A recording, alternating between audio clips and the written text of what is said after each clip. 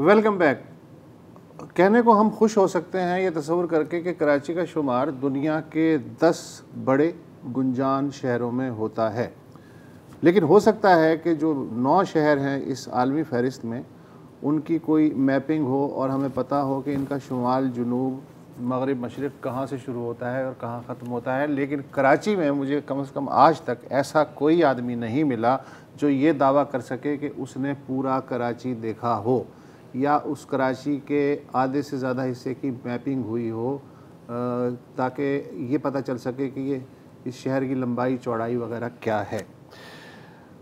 2.5 करोड़ से 3 करोड़ तक लोग यहाँ बताए जाते हैं कि रहते हैं और तरह तरह के अक़वाम के लोग हैं। एक मिनी पाकिस्तान इसीलिए इसे कहते हैं। जराइम वैसे ही होते हैं, मतलब जैसे बड़े शहरों में दुनिया में होते हैं, चोरी है, डाका है, कत्ल है, उसका रेशो है। लेकिन जो आम आदमी है उसको जब तपिश महसूस होती है कि जराइम बढ़ गए हैं, जब स्ट्रीट क्राइम बढ़ जाते हैं, तो उसको एहसास होता है ओहो अचानक जराइम की लहर आ गई है। उसमें स्ट्रीट क्राइम होते हैं, व्हीकल स्नैचिंग होती है और इस तरह की जो वारदातें हैं जो कि सीरियस वारदातों से अलग हैं, उनसे अंदाज़ा होता है एक आम आदमी को कि कम हो रहे हैं क्राइम या ज़्यादा हैं।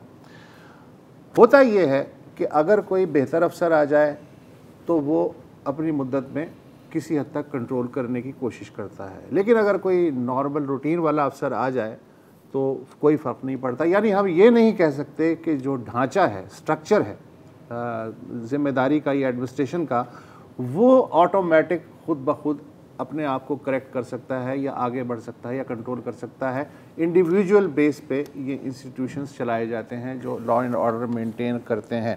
हो सकता है मैं गलत हूँ, अभी गुफ्तगू होगी। कराची पुलिस चीफ हमारे साथ मौजूद हैं, ग़ुलाम मेमन साहब। बहुत शुक्रिया कि आपने हमें वक्त दिया। ये जो मैंने तकरीर दिल पजीर फरमाई कि जी इंडिविजुअल जो है उस पर बेस करता है कि वो किस तरह की स्ट्रेटजी बनाता है, जैसे ही वो जाता है फिर स्ट्रक्चर जो है वो तो ठीक नहीं होता, वैसे का वैसा हो जाता है। जैसे ब्लॉक को अगर बर्फ़ के 2 हिस्सों में काट दिया जाए तो कुछ अरसे बाद खुद ही जुड़ जाता है।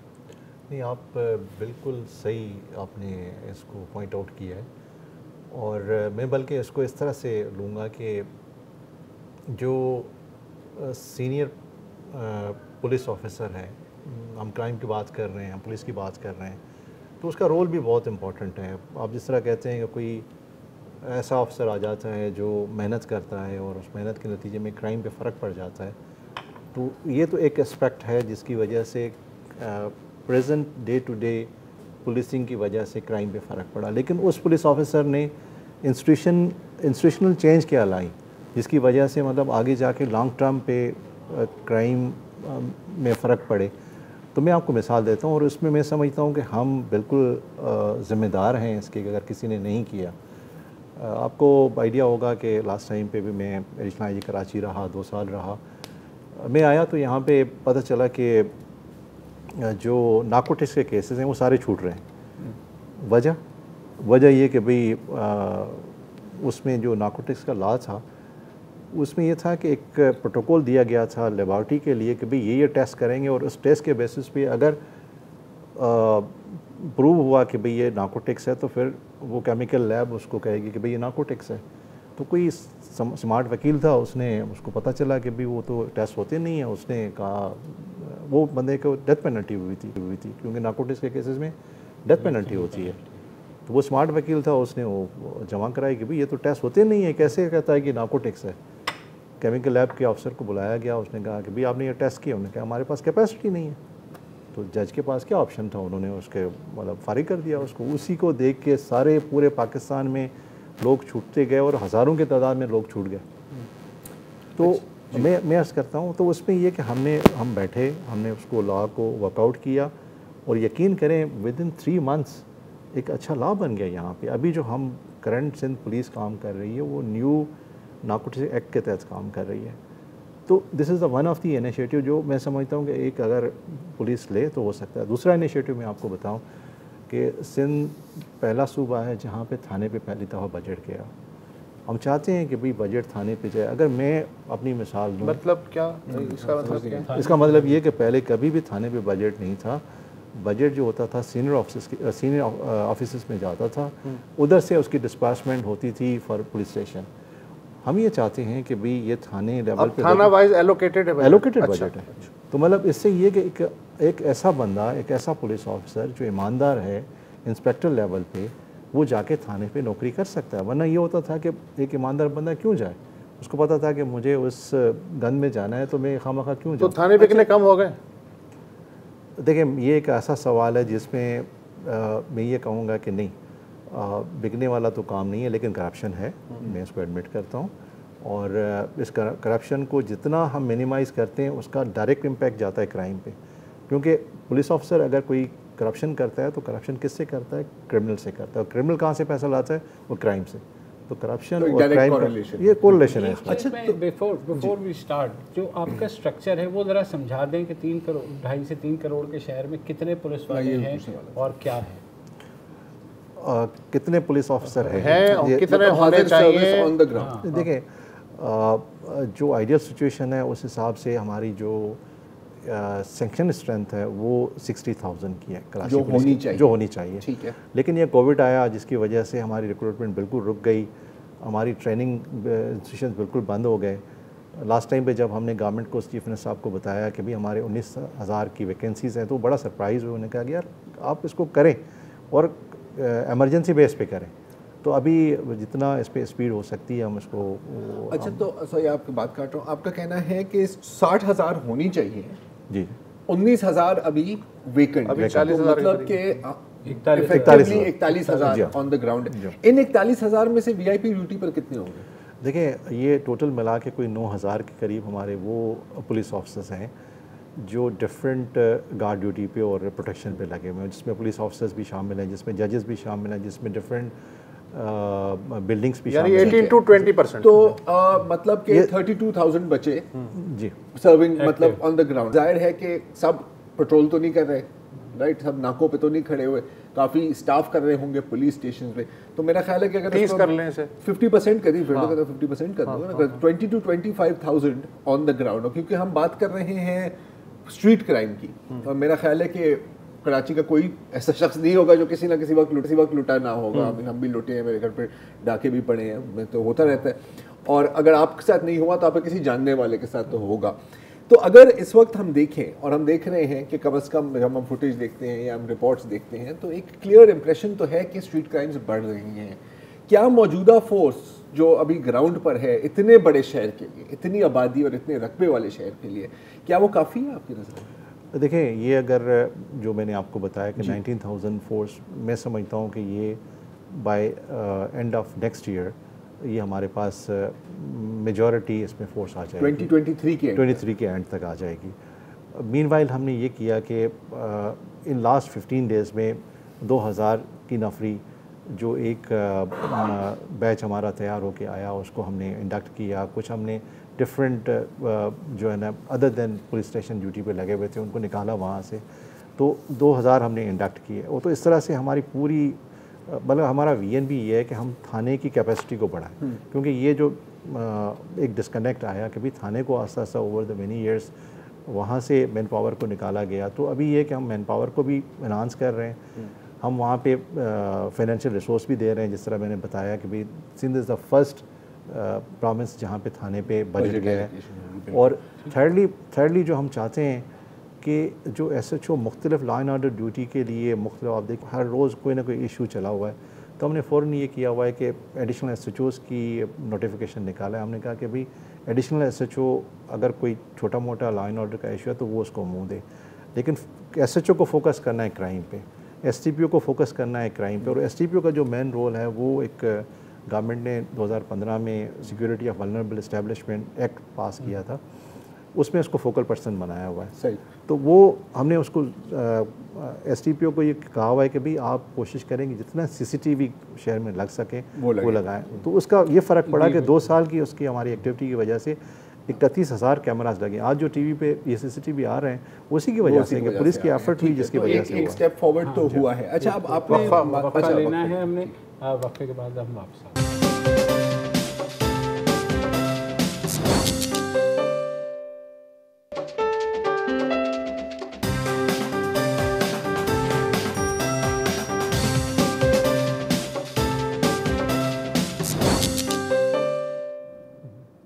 वेलकम बैक जी। हम बात कर रहे हैं कराची पुलिस चीफ गुलाम नबी मेमन साहब के साथ। और मेमन साहब, आपने माजी में भी कहा है जब ये स्ट्रीट क्राइम के केसेस उरूज पर आए थे और मतीन साहब का जो केस आया था उसके बाद आपने कहा था कि एक जो बहुत बड़ा मसला है कि आप गिरफ्तार कर लेते हैं, कोर्ट में चले जाते हैं एंड देन चलो शायद इन्वेस्टिगेशन का कोई मसला हो, शायद प्रोसिक्यूशन का कोई मसला हो, जजेस उनको रिहा कर देते हैं। अच्छा, 100% बात ये आपकी दुरुस्त है।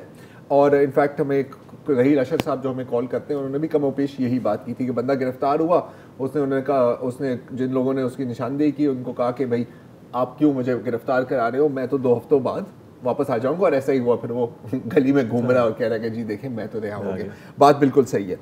आपने जिक्र किया करप्शन का, तो मैं थोड़ा सा 1-2 इसके बारे में सवाल पूछना चाह रहा हूँ आपसे कि दुआ मंगी, ठीक है, नवंबर 2019 में आपको पता है अफवाह होती हैं, फिर वो वापस आ जाती हैं और अफवाह के दौरान एक जो उनके साथी थे वो शदीद ज़ख्मी होते हैं। इनफैक्ट अभी भी ही इज़ बैडली इंजर्ड। अच्छा, बंदा गिरफ्तार हो गया, ज़ुहैब अली कुरैशी। फिर क्या हमें पता लगता है कि जो मोहम्मद नवीद साहब हैं, हेड कांस्टेबल, उनको जब वो अदालत से ला रहे थे तो ज़ुहैब ने कहा कि यार मेरा बड़ी दिल चाह रहा है शॉपिंग करने का, और वो उसको लेकर डॉलमन मॉल तारिक रोड और कहा कि जा बेटा घूम और जो शॉपिंग करनी है कर ले। ये एक नॉर्मल प्रोसीजर है इन केसेस में, ऐसे किया जाए कि एक अरेस्टेड क्रिमिनल अंडर ट्रायल को शॉपिंग कराई जाए? देखें, इस तरह के जो पुलिस ऑफिसर्स हैं जो इस तरह का काम करते हैं, इस वजह से हमारी क्रेडिबिलिटी बहुत डाउन चली जाती है।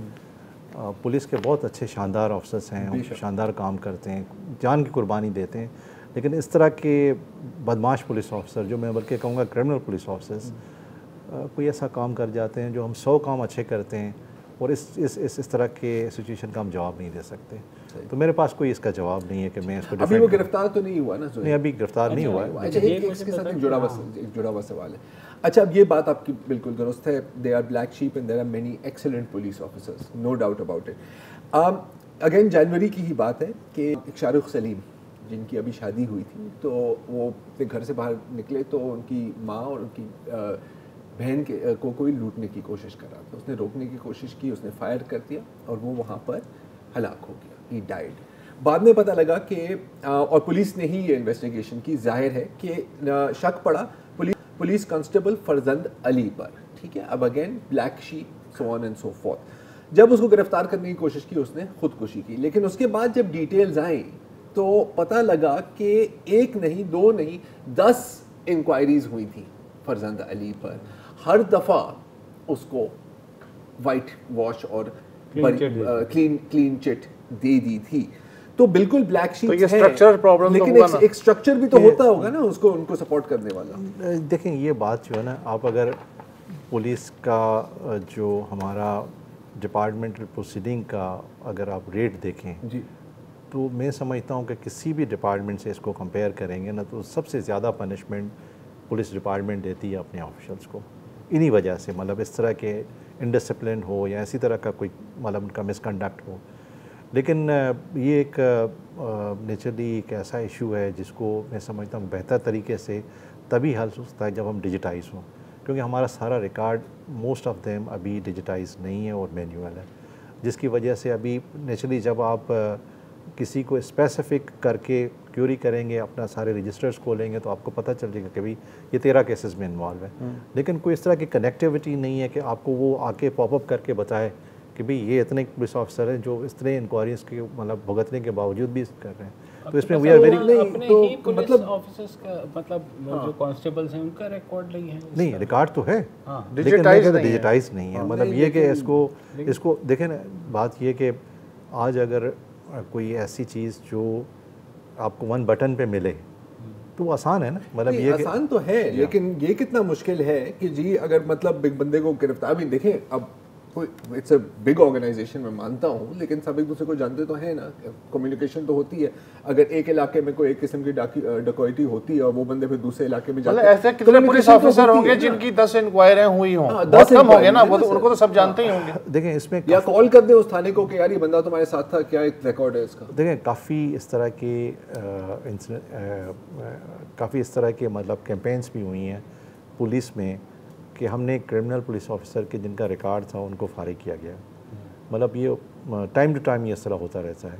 लेकिन मैंने जिस तरह कहा ना कि ये किसी न किसी के प्रोटेक्शन की वजह से कोई वहाँ पे छोटा मुलाजिम जिसने ये इसकी फ़ाइल रखी होगी उसको उसने किसी तरह से मैन्यूवर किया होगा।